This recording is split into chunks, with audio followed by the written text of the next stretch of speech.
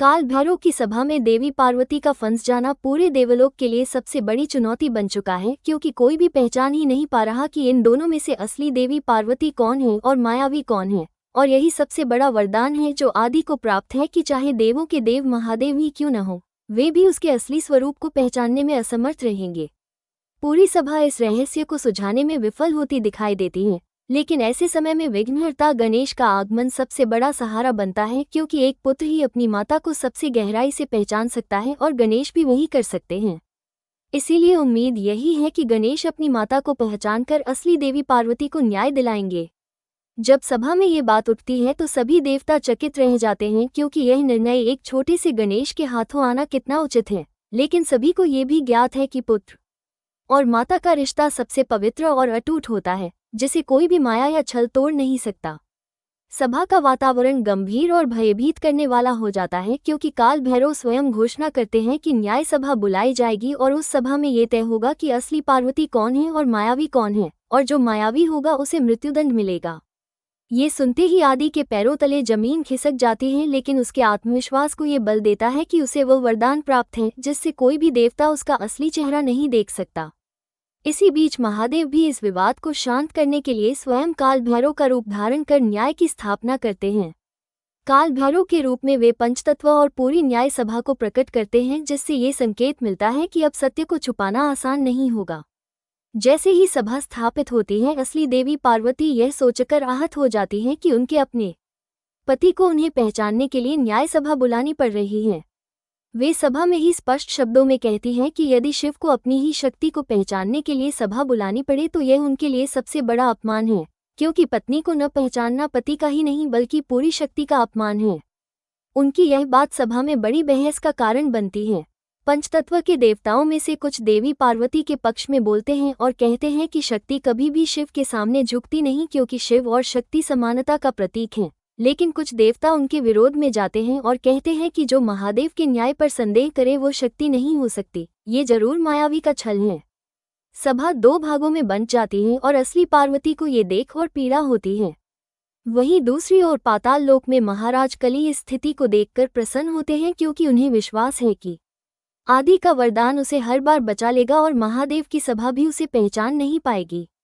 इस समय असुर माता दिति भी उपस्थित होती हैं और वह महाराज कली से कहती हैं कि अब समय आ गया है कि वह भी न्याय सभा में जाएं, क्योंकि उन्हें भी वहां पर महादेव ने बुलाया है। दिति का उद्देश्य साफ है, वह देवताओं को भ्रमित करना चाहती है ताकि वे गलती से भी असली पार्वती को न चुन ले। महाराज कली पहले तो उनसे कहते हैं कि इसकी आवश्यकता नहीं है, क्योंकि आदि का वरदान उसे सुरक्षित रखेगा, लेकिन दिति इस बात से सहमत नहीं होती। वो कहती है कि देवता चाहे कितने भी महान क्यों न हो, अगर कभी एक पल के लिए भी उन्होंने सच्चाई को पहचान लिया तो पूरी योजना ध्वस्त हो जाएगी। इसलिए वो स्वयं न्याय सभा में जाएंगी और वहां पर देवताओं को उलझाकर असली देवी पार्वती को पहचानने से रोकेंगी। महाराज कली उनकी बात से सहमत हो जाते हैं और इस तरह एक नई चाल रची जाती है। इस पूरी परिस्थिति में आदि का आत्मविश्वास अभी भी बरकरार है, क्योंकि उसे यकीन है कि महादेव की सभा भी उसके छल को नहीं पहचान पाएगी। लेकिन असली देवी पार्वती का आत्मसम्मान गहरी चोट खा चुका है। उन्हें ये पीड़ा सताती है कि उनके अपने पति को उन्हें पहचानने के लिए सबूतों और गवाहों की आवश्यकता है। इस बीच सभा में गणेश को केंद्र में लाया जाता है और सभी देवता उनकी ओर देखते हैं, क्योंकि अब यही तय करना है कि एक पुत्र अपनी माता को पहचान पाता है या नहीं।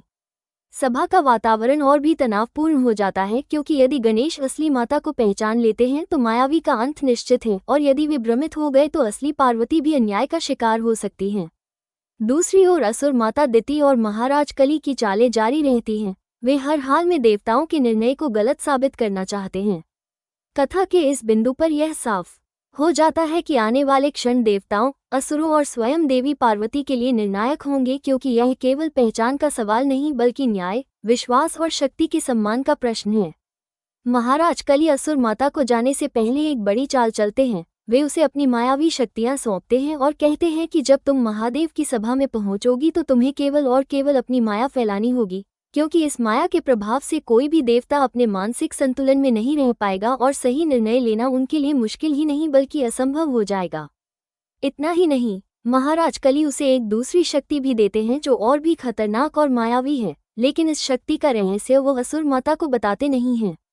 असुर माता को ये जानने की उत्सुकता होती है कि ये दूसरी शक्ति किस प्रयोजन के लिए है, मगर कली चुप रहते हैं और यही रहस्य उनके षड्यंत्र को और भयावह बनाता है। असुर माता इस बात से और ज्यादा प्रसन्न हो जाती है क्योंकि यही तो वो चाहती है कि महादेव की सभा में अन्याय फैले और देवता असली देवी पार्वती को पहचान न पाएं। अगले ही क्षण असुर माता न्याय सभा में पहुंच जाती है और घोषणा करती है कि वह भी इस सभा का हिस्सा बनेगी क्योंकि न्याय उसका भी अधिकार है। ये सुनकर सारे देवता विरोध करने लगते हैं, खासकर देवराज इंद्र, जो कठोर शब्दों में कहते हैं कि असुरों का किसी भी सभा में कोई स्थान नहीं होता क्योंकि वे हमेशा न्याय नहीं बल्कि अन्याय और छल करते हैं। और वैसे भी दीति का देवी पार्वती से कोई गहरा नाता नहीं रहा, भले ही वह उनकी बहन रही हो, मगर उसने पार्वती को कभी सुख नहीं दिया बल्कि केवल दुख और पीड़ा ही दी। इसीलिए इंद्र कहते हैं कि असुर माता को कोई अधिकार नहीं कि वह इस न्याय सभा का हिस्सा बने। लेकिन तभी महादेव बोल उठते हैं और कहते हैं कि यह सभा केवल देवताओं की नहीं बल्कि संपूर्ण सृष्टि की है और यदि न्याय करना है तो हर पक्ष को सुनना आवश्यक है। इसलिए असुर माता को भी इसमें भाग लेने का अधिकार होगा। महादेव के ये कहने पर सभा में सन्नाटा छा जाता है और असुर माता दीति मुस्कुराते हुए महादेव को धन्यवाद देती हैं। अब बड़ा प्रश्न यह उठता है कि आखिर न्याय करेगा कौन, क्योंकि देवी पार्वती स्वयं ही स्पष्ट कर चुकी हैं कि अगर उनके पति यानी महादेव उन्हें पहचानने के लिए सभा बुलाते हैं तो यह उनके लिए अपमान है और वे इस तरह का न्याय स्वीकार नहीं करेगी। सभा में चर्चा होती है कि ब्रह्मदेव न्याय करें क्योंकि वे ज्ञान के अधिष्ठाता हैं, तो कुछ कहते हैं कि नारायण से बड़ा न्यायाधीश कोई नहीं हो सकता। वहीं कुछ देवता पंचतत्व का नाम लेते हैं क्योंकि सभा का आयोजन ही पंचतत्व के सामने किया गया है।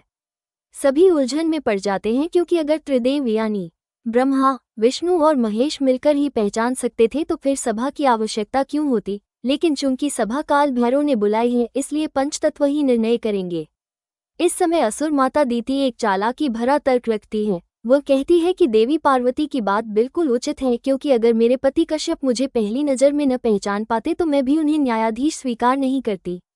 इसीलिए देवी पार्वती को भी पहली नज़र में शिव द्वारा ही पहचाना जाना चाहिए। लेकिन काल भैरव यानी महादेव दीति की माया से प्रभावित नहीं होते और कहते हैं कि निर्णय मिलकर किया जाएगा। वे सभी देवताओं से कहते हैं कि आप दोनों ही स्वरूपों से प्रश्न पूछें और उनके उत्तरों को परखें। इसके बाद आप सबको अपनी श्रद्धा के पुष्प उस देवी के चरणों में चढ़ाने होंगे जिसे आप सच्ची पार्वती मानते हैं, और जिस देवी के चरणों में सबसे अधिक पुष्प चढ़ेंगे वही असली पार्वती मानी जाएगी। ये सुनकर असली पार्वती का हृदय आहत हो जाता है क्योंकि उनके अपने पति उन्हें पहचान नहीं पा रहे हैं और पहचान का दायित्व पूरी सभा पर डाल दिया गया है।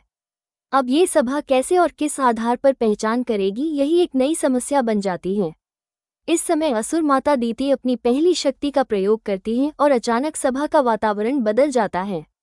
उसकी माया के प्रभाव से महादेव, ब्रह्मदेव और नारायण को छोड़कर बाकी सभी देवता असुरी प्रवृत्ति से ग्रस्त हो जाते हैं और उनका मन मायावी पार्वती की ओर झुक जाता है। अब असली पार्वती को पहचानना और कठिन हो जाता है। यही दीति का उद्देश्य था कि देवताओं के मन में भ्रम फैले ताकि कोई सही निर्णय न हो सके।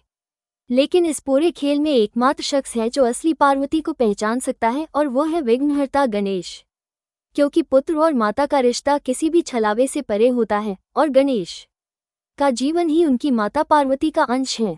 सभा में जब सभी देवता अपने पुष्प अर्पित करते हैं तो चौंकाने वाली स्थिति उत्पन्न होती है क्योंकि दोनों ही स्वरूपों के चरणों में लगभग बराबर पुष्प अर्पित हो जाते हैं। अब तो निर्णय और भी उलझ जाता है। इस समय सबकी निगाहें गणेश जी की ओर जाती हैं। गणेश ध्यान लगाकर अपनी माता की ओर देखते हैं और बिना किसी भ्रम के अपनी माता को पहचान लेते हैं। वे पुष्प असली देवी पार्वती के चरणों में अर्पित करते हैं। ये दृश्य देखकर सभा में हलचल मच जाती है। मायावी आदि के पांव तले जमीन खिसक जाती है क्योंकि अब उसे एहसास हो जाता है कि उसका अंत निश्चित है। उसकी सारी योजनाएं, उसके सारे वरदान और महाराज कली की चालें गणेश की पहचान के आगे टिक नहीं पाईं।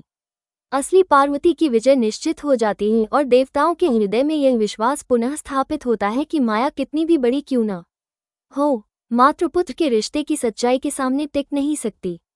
और इसी तरह यह अद्भुत और रहस्यमय एपिसोड समाप्त होता है जिसने हमें दिखाया कि सत्य चाहे जितना दब जाए वो कभी न कभी सामने आ ही जाता है और एक पुत्र का अपनी माता पर विश्वास